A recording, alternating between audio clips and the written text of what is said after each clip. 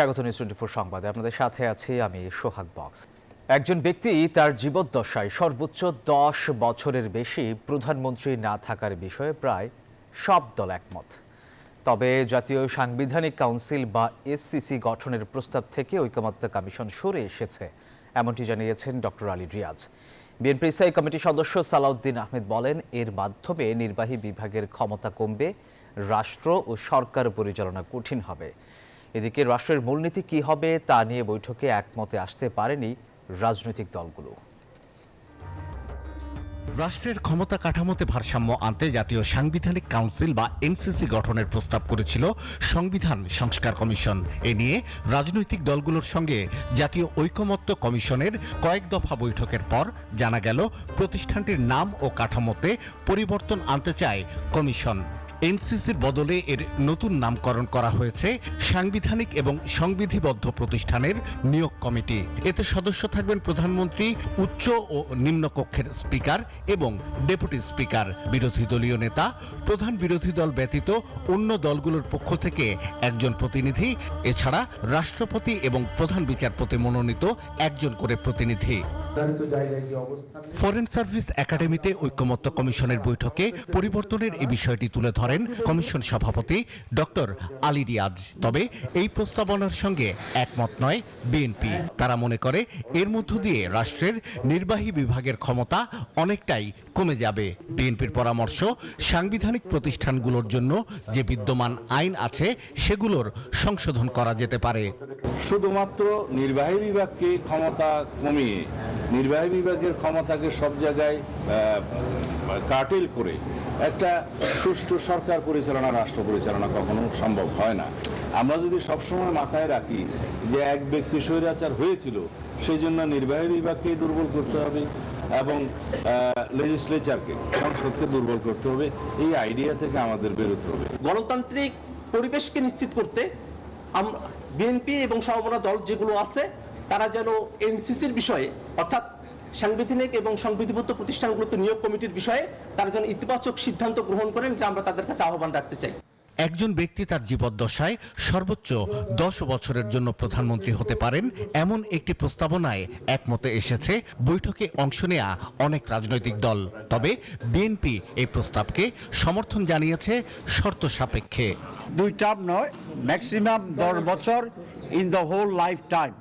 জীবনে 10 বছরের বেশি আর হইতে পারবে না। এটা টার্ম 2টা হইতে পারে, পার্লামেন্ট যদি মাঝপথে ভেঙে যায় তাহলে এটা 3টা হইতে পারে। যতক্ষণ না পর্যন্ত আমরা সাংবিধানিক ও সংবিধিবদ্ধ প্রতিষ্ঠানের নিয়োগ সংক্রান্ত বিষয়ে একটা চূড়ান্ত সিদ্ধান্তে আসতে পারছি, ততক্ষণ পর্যন্ত প্রধানমন্ত্রীর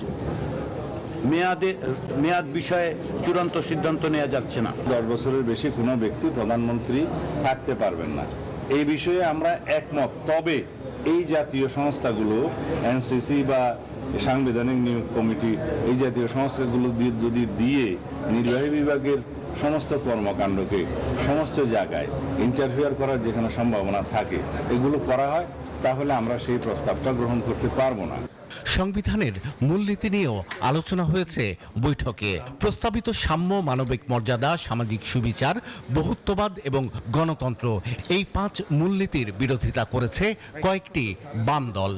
একটাতে আমরা একমত হতে পারি নাই, সেটা হচ্ছে মূলনীতির ব্যাপারে। ফলে আমি একটু অভিমান করে বলেছি যে আমাদের মূলনীতিতে একটা জিনিস স্থাপন করা যেতে পারে, যে আমরা কখনোই জাতীয় স্বার্থে একমত হতে পারবো না। এর আগে বৈঠকের শুরুতে ঐকমত্য কমিশনের সহসভাপতি অধ্যাপক আলী রিয়াজ বলেন, ঐকমত্য প্রতিষ্ঠায় জাতীয় স্বার্থকে সবচেয়ে বেশি গুরুত্ব দিতে হবে। আমি বারবার বলেছি যে আপনার সকলকে খানিকটা ছাড় দিতে হবে। শাহ আলী জয়, নিউজ 24, ঢাকা। রাজধানীর মগবাজার এলাকা থেকে গ্রেপ্তার হয়েছেন সাবেক সিইসি কাজী হাবিবুল আউয়াল। তার বিরুদ্ধে অভিযোগ, আমিয়ার ডামি নির্বাচনের মাধ্যমে সংবিধান লঙ্ঘন করেছেন। প্রহসনের নির্বাচনের কারিগরি সাবেক সিইসিকে কাল আদালতে হাজির করে রিমান্ড চাইবে পুলিশ।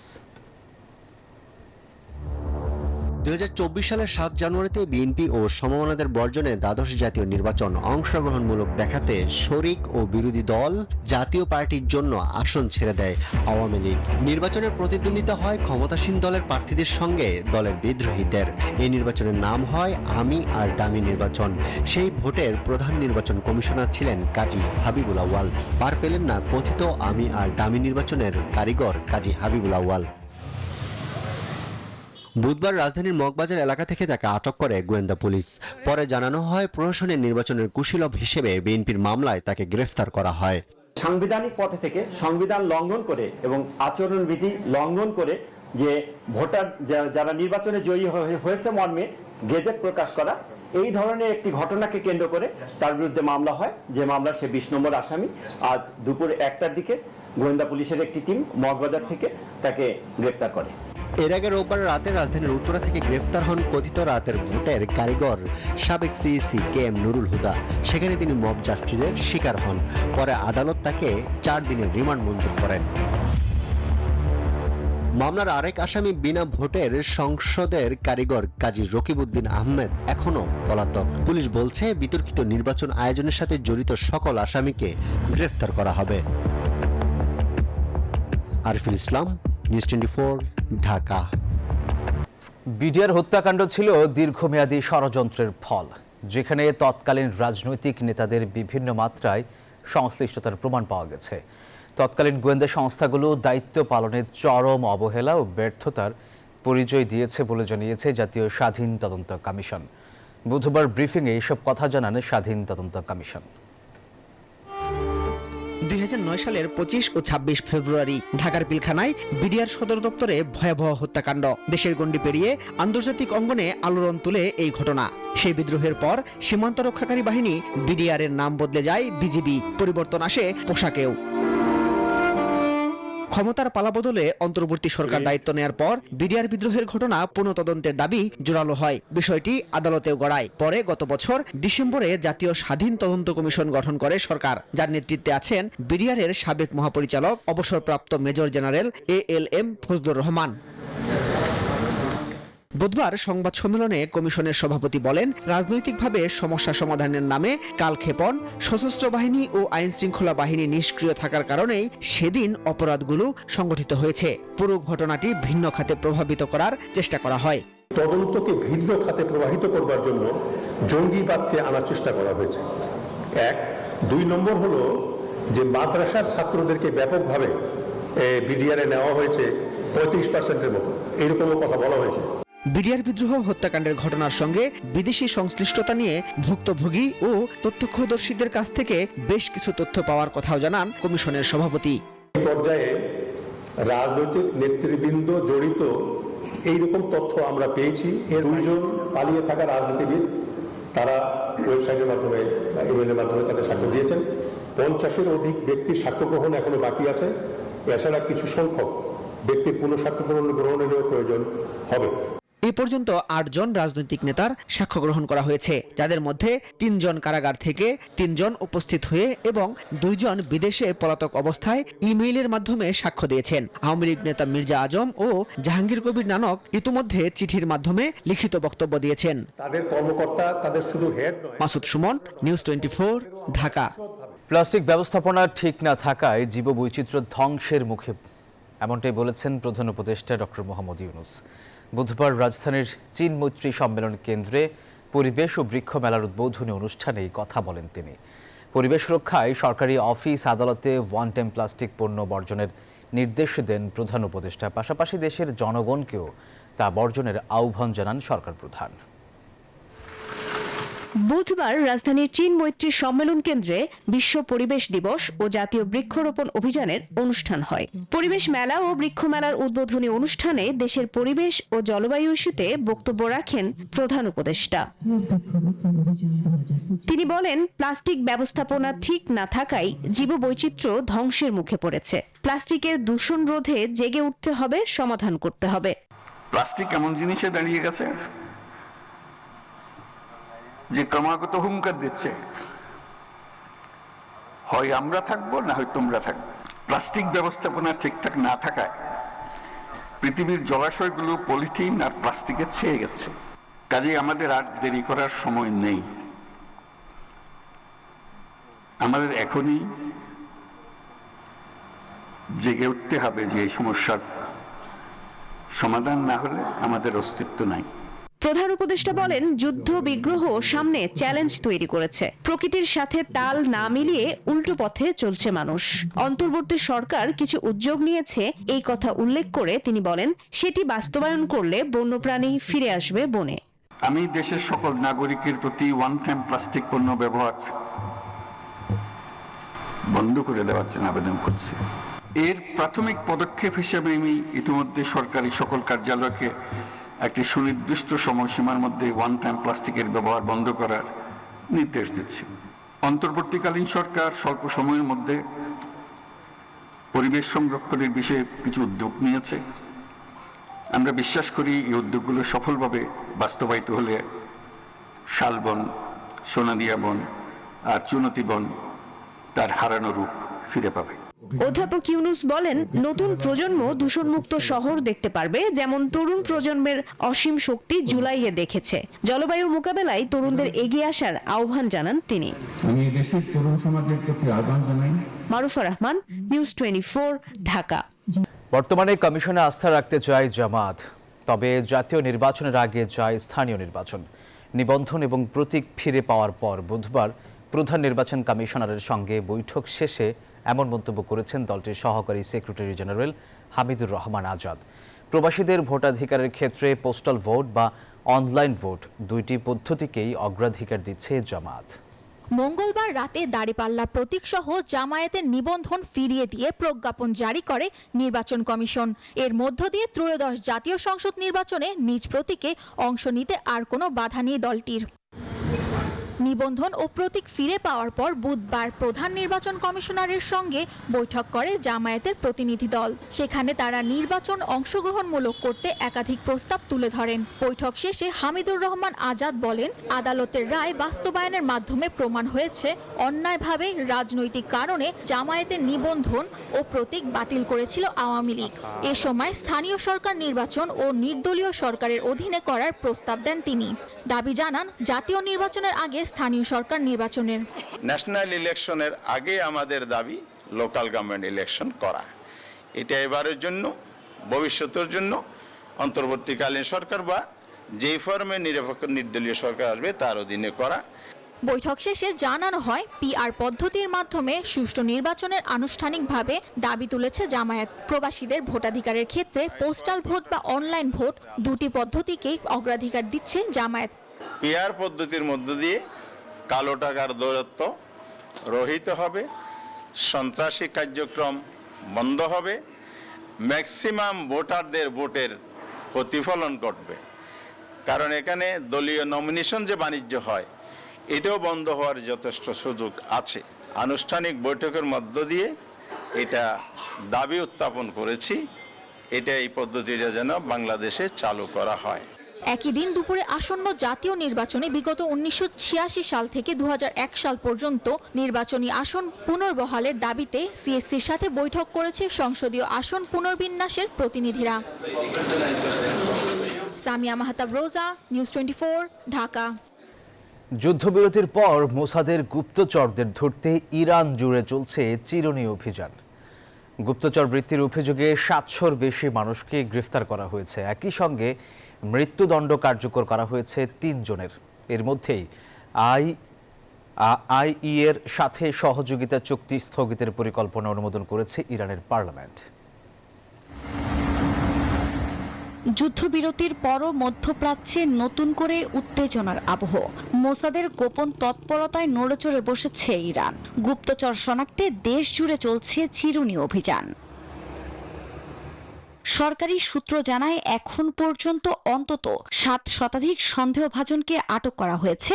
তাদের অনেকে গুরুত্বপূর্ণ সামরিক বা পারমাণবিক স্থাপনার তথ্য পাচার করেছিলেন বলে দাবি নিরাপত্তা বিভাগের। তাদের মধ্যে দোষী সাব্যস্ত হয় 3 জনের মৃত্যুদণ্ড কার্যকর করেছে দেশটি। এ নিয়ে গত 10 দিনে মোসাদ সংশ্লিষ্টতার অভিযোগে অন্তত 6 জনের মৃত্যুদণ্ড কার্যকর করল খামেনির দেশ। এদিকে ইরানের পরমাণু প্ল্যান্ট পর্যবেক্ষণে যাওয়ার ক্ষেত্রে সহযোগিতার জন্য তাদের প্রতি আহ্বান জানিয়েছে IAEA। তবে তা না করে উল্টো IAEA এর সঙ্গে চলমান সহযোগিতা চুক্তি স্থগিতের প্রস্তাব পাশ করেছে ইরানের পার্লামেন্ট। এই পদক্ষেপ আন্তর্জাতিক মহলে উদ্বেগের জন্ম দিয়েছে। বিশ্লেষকরা বলছেন IAEA এর চুক্তি স্থগিত হলে ইরানের পরমাণু কর্মসূচির উপর আর কোনো বৈশ্বিক নজরদারি থাকবে না। আফরিন মৌ, নিউজ 24। নগর ভবনে কর্মকর্তা কর্মচারীদের সাথে প্রতিহিংসামূলক আচরণ হলে আন্দোলন নগর ভবনের গণ্ডি পেরিয়ে রাজপথে গড়াবে, এমন হুঁশিয়ারি দিয়েছেন বিএনপি নেতা ইঞ্জিনিয়ার ইশরাক হোসেন।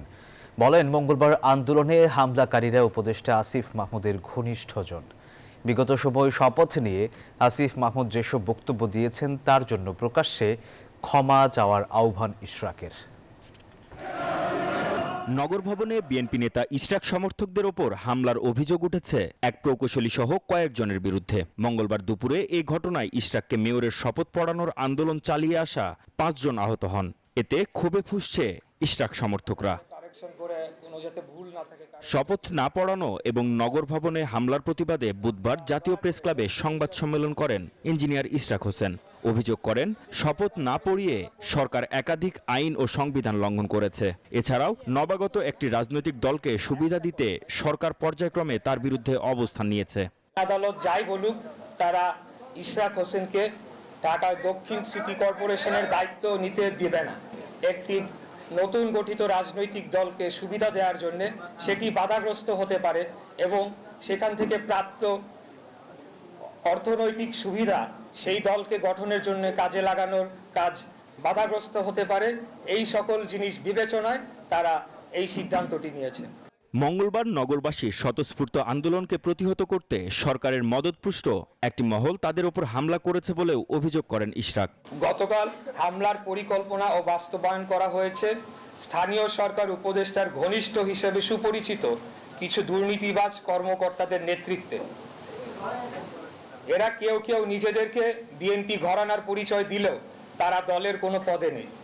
যৌক্তিক আন্দোলনে অংশগ্রহণকারী কর্মকর্তা ও কর্মচারীদের বিষয়ে স্থানীয় সরকার মন্ত্রণালয় প্রতিহিংসামূলক পদক্ষেপ নিলে আন্দোলন আরো ভয়াবহ রূপ নেবে বলে হুঁশিয়ারি দেন ইশরাক হোসেন।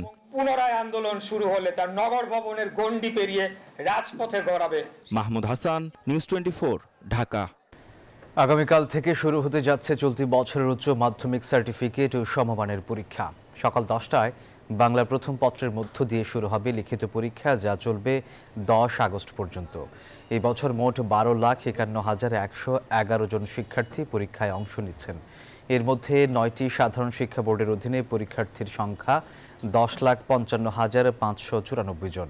মাদ্রাসা বোর্ডের পরীক্ষার্থী 86,040 জন এবং কারিগরি বোর্ডের পরীক্ষার্থী 1,09,477 জন। দেশব্যাপী 2,797টি কেন্দ্রে এই পরীক্ষা অনুষ্ঠিত হবে।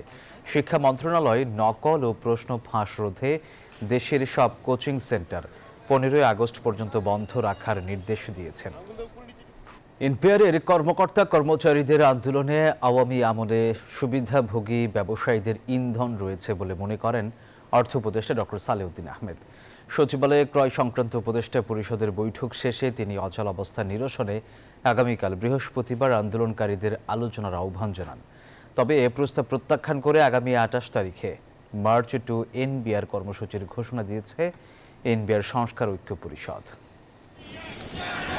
মে মাসে এনবিআর 2 ভাগ করে রাজস্ব ব্যবস্থাপনা ও রাজস্ব নীতি নামে 2টি স্বতন্ত্র বিভাগ করে অধ্যাদেশ জারির পর তা বাতিলের দাবিতে কলম বিরতি সহ নানা কর্মসূচি দিয়ে আন্দোলনে নামেন এনবিআর এর কর্মকর্তা কর্মচারীরা।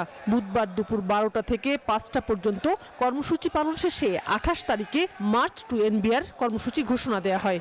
আগামী 28 জুন 2025 খ্রিস্টাব্দ তারিখ থেকে সারা দেশের ট্যাক্স, কাস্টমস ও ভ্যাট বিভাগের সকল দপ্তর থেকে এনবিআর অভিমুখে মার্চ টু এনবিআর পালিত হয়। এনবিআর এর চলমান এই আন্দোলনে আওয়ামী আমলের ব্যবসায়ীদের ইন্ধন আছে বলে মনে করেন অর্থ উপদেষ্টা। সচিবালয় ক্রয় সংক্রান্ত উপদেষ্টা পরিষদের বৈঠকের পর তিনি কথা বলেন। অচলাবস্থা নিরসনে বৃহস্পতিবার আন্দোলনকারীদের আলোচনার আহ্বান জানান সালাউদ্দিন আহমেদ।